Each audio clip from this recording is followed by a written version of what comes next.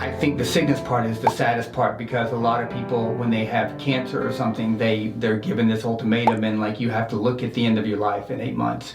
And that's really sad to know that, like, you're given this sickness and that you probably won't be here after a year. How do you go on with that? Especially if you have kids, if you know, moms and dads out there, parents out there, I'm sure you've dealt with this. So how do you prepare? I don't know that you can, other than being honest about it. Like today, I was honest with my kids, and I said, this is somebody who was alive and now she's not, and she was very young and is very sad. And we had a really good discussion about it. And even Jersey, my 3-year-old son, he was like, so she's no longer here. She won't wake up. And I'm like, no, she's never going to wake up.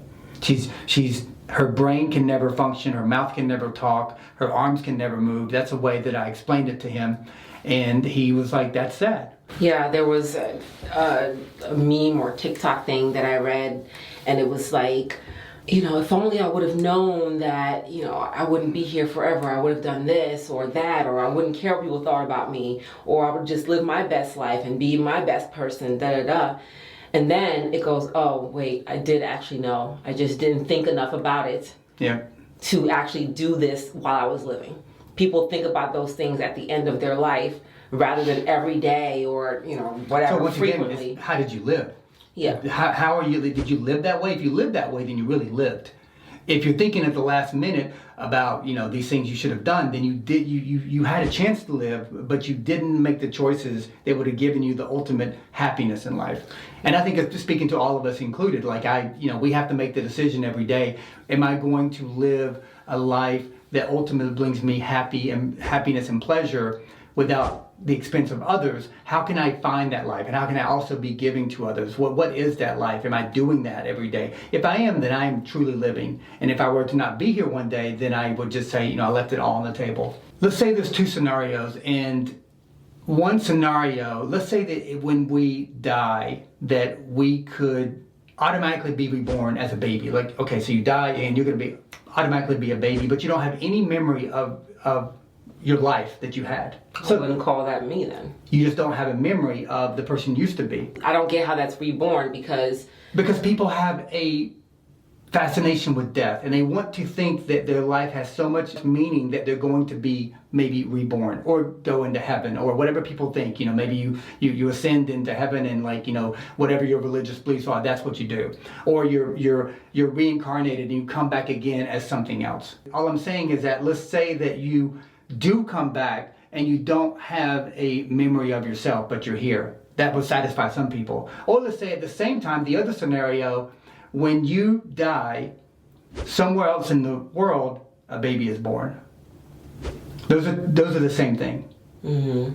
And if we think about it in that philosophical terms, that's what life is. Well, that's the cycle of life for sure. That's the cycle of life. If I could pass away and you could say, Justin, you're going to be reborn, but you're not going to have any memory of your life or the life that you had prior. I'm like, well, I'm a baby. Of course I wouldn't. I'm going to start brand new. Great, you're going to do that. At the same time, when you die, somewhere in the world a baby's born. Mm-hmm. Same thing. We have to leave Earth for other people. If we live forever, we live for a long time, then we're going to clutter up the world. It's going to, you know, not enough natural resources. We have to thank the people that were here before us, and hopefully the people that when we get older and we pass away, the people that are here thank us. Because if we don't destroy the planet, other people have to die for other people to live. And that's just a cycle of what it is. That's just a cycle of animals and trees and everything and everything and everything. So unfortunately, our friend that passed away, she's making room for somebody else. Like I've heard many times, you know, we are to the world like a wave is to the ocean. And a lot of waves, they ripple up and they go for a long way and they make it up to the tide. They have a death on the beach. But a lot of these waves, they don't make it that far. They crash into another wave or they dissolve. And I think that's like people. Some of us live a long life and some of us don't make it up to the beach. Some people live to be 88, but they don't live at all. Would you rather die at 29, living a passionate, vibrant life, or would I live to be 88 with no goals or ambitions and just kind of here? Realizing, which it's very strange and almost comical, that when someone you know passes, I feel like everyone says, man, life is short, I really got to do the things that I want to do. And then they fall back into the same thing because, as I said, it's easy to wake up the next day and just be like, oh, here I am again. And you're still thinking about what other people are saying. And you're still like, instead of just moving ahead as yourself, you go back right back to where it was until, again, it happens. Someone you know passes, you're like, oh my gosh, life is too short. Before you know it, it's you. And life is short. Life comes at you very fast, you know. It's just a blip. I mean, even if somebody lived to be 100 years old, like that, 100 years is a blip in time. Yeah. And I know there's a lot of people who would like to get into a religious discussion. You know, we don't do that. That's not part of like our brand or my particular brand. But I do like to talk about existence. And 100 years is just a blip in time. Like, it's gone. So if you live to be 60 or 100, it's like they're both just a blip. And on the way back today, Alexis told me, she's like, why can't we just live forever? That's what she said. She's like, why can't we just live forever? And I told her, I said, I personally would not want to live forever. At my age now, it's how many times can you love in life? How many times can you do the same things over and over again before it gets monotonous to you? I can say that as a middle-aged man, I guess, that like you lose the zest of some of the things you've done over and over and over again. I think at some point in life, you're exhausted. And you would be okay not being here anymore. I think I'm going to be there. I think if I live to be 88, at the end, hopefully I can say, you know what, I'm ready to go. I gave it my best. I would not want to live forever. At some point, I would get bored. And also, if you live forever, what makes this time special?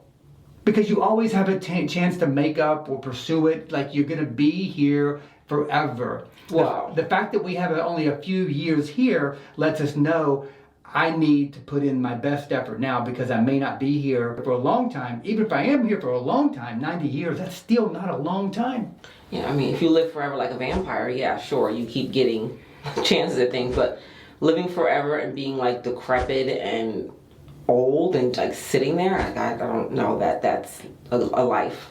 But even elders, I saw a guy who was 95 playing golf and doing push-ups, and I was like, this is a guy who's still making a choice to live. Whereas some people, 95? Yeah, it was on social media, and I was like, this is a guy who's making a choice to live as much as he can. Whereas some people, you know, they turn 65 and they sit in a chair for the rest of their life. Yeah. I personally don't want that. Am I judging it? Absolutely not. To each their own.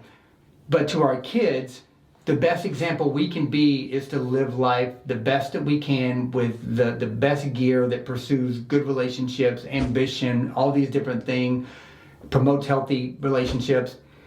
They can see that and hopefully they take that for themselves, because you can't really prepare anyone for this type of thing because we don't know when it will be, and it's outside of our understanding. Like, it's just outside of like anything that we can comprehend. It's just devastating when it happens to someone, I guess, when you feel like it suddenly, or when you feel like they were so young and they had so much more life to, you know, potentially live and figure out. You know, I think at 30, none of us were where we would say, okay, I did enough, let's just go. You know, so just knowing that someone in that age range, it's like, man, they had so much more they could have done. I know they had so much more that they wanted to do. So it saddens me for that reason. It saddens me for the fact that, you know, their light is now no longer here. You know, the lives that they could have positively affected. You know, she was a good person, really good person. So a lot of good people die every day, and sometimes the most evil people live forever. And why is that? Why are the good people taking so young? If you look at Gandhi, Martin Luther King, Jesus, all these, you know, great people. Gandhi was definitely not young, though. He was young enough. He wasn't that old. Anyhow, we'll look it up. Why do some people die so young, but yet some of these awful evil people live forever? Life is so short and so precious.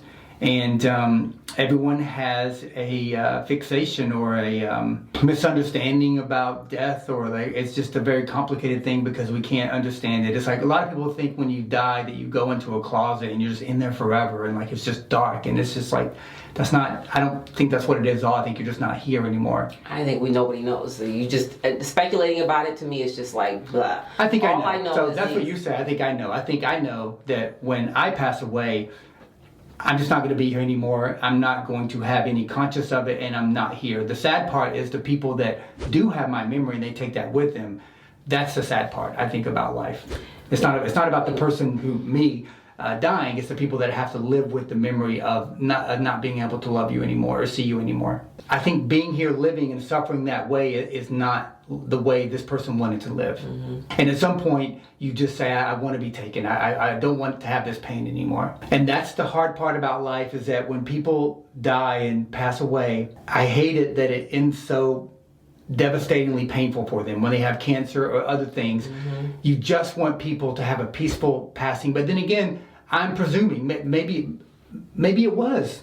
Who knows? Anyhow, I think it was good to talk about. I'd like to hear people's comments on, please try to leave religious comments. I know some people think certain way, like it's not about that. It's just about a healthy discussion about what we do know about death. I know some people have religious beliefs and it helps them, and that's great. And I have my own beliefs, but this is more about preparing the people that are here for the inevitable, and that can be a tough discussion. Yeah, I'm thoroughly sad about it.